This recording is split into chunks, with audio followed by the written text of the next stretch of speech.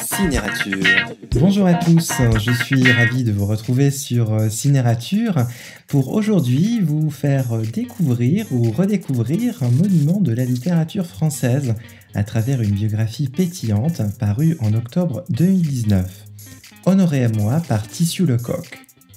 L'auteur de la Comédie humaine nous apparaît sous un nouveau jour dans la biographie de Honoré de Balzac que nous offre Tissu Lecoq.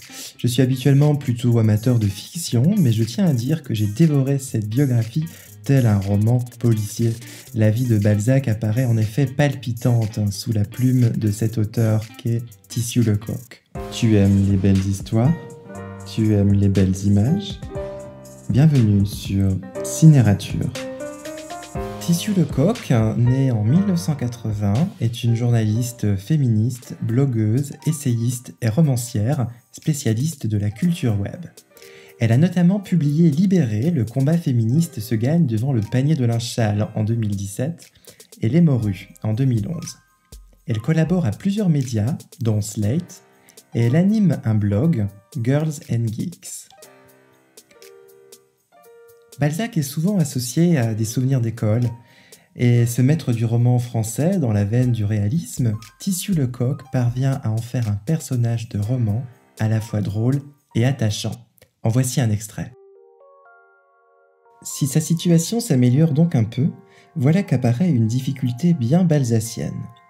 Ses sorties mondaines justifient de nouvelles dépenses de fringues, parce que ici c'est Paris, la ville où pour être, il faut paraître. C'est une nécessité pour tous, mais encore plus pour Honoré. Il faut le dire cash, il a un problème de physique. Passe encore qu'il soit à moitié édenté et court sur pattes, mais on ne lui pardonne pas d'avoir le même visage que le charcutier du coin tout en prétendant être un artiste. Le modèle physique du poète dans les années 1820, c'est Lord Byron. Un nez fin, une bouche sensuelle, des traits réguliers. Le poète romantique est un beau mec, version dépressive, du type « le poids de la vie fatigue mon dos d'aristocrate fragile ». Selon les critères de ses contemporains, Honoré a plus une tête à vendre des saucisses sur un marché du Tarn qu'à exprimer le malaise existentiel d'une époque. Comme vous pouvez l'entendre, le style est décapant, ce qui rend la lecture amusante, mais aussi addictive au fil de différents chapitres s'attardant sur différentes périodes de la vie de Balzac, dont les titres sont aussi évocateurs que politiquement incorrects. Tel ce chapitre qui a pour titre « Où Honoré connaît un premier gadin monumental » qui évoque un premier amour, ou encore un autre chapitre ayant pour titre « Où Honoré se retrouve dans un grenier avant de devenir une star », chapitre évoquant les débuts de Balzac déjà ruiné, ayant à peine commencé sa carrière d'écrivain. Le tout est parfaitement documenté avec des extraits de diverses correspondances. Tissu Lecoq arrive à faire de Balzac un personnage bien vivant, éloigné de nous de près de 2 siècles, mais qui nous semble pourtant si contemporain, avec son obsession pour l'argent, pour le succès et pour l'amour. Écoutons justement ce deuxième extrait.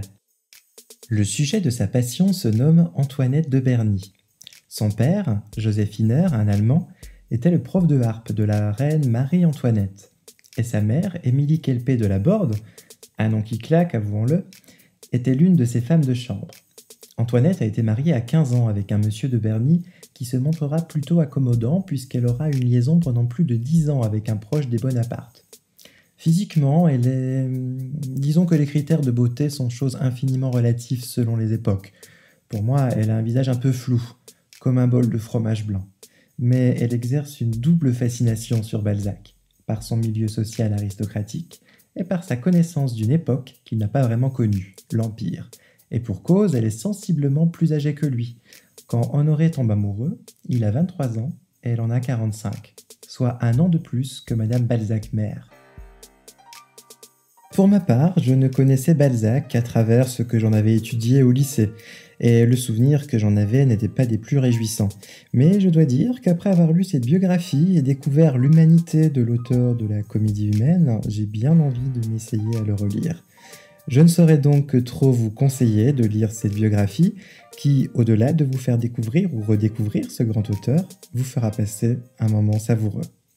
Bonne lecture et à bientôt sur Cinérature.